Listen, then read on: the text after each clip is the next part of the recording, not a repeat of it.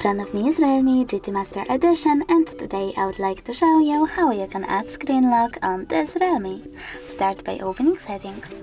Now you need to scroll down, select passwords and biometrics, tap on set lock screen password, wait 5 seconds and tap on continue in the pop-up. Then pick one of those login methods by clicking use a different password type and selecting one of them, like pattern. Now enter it and repeat it. After that, if you wish to add your fingerprint as well, you can do that by tapping on add and following the instructions. I will go with cancel now, so now when I turn off my screen, then turn it back on, I can see that pattern is now required. Thanks so much for watching. If you enjoyed this video, don't forget to leave a like, comment and definitely subscribe.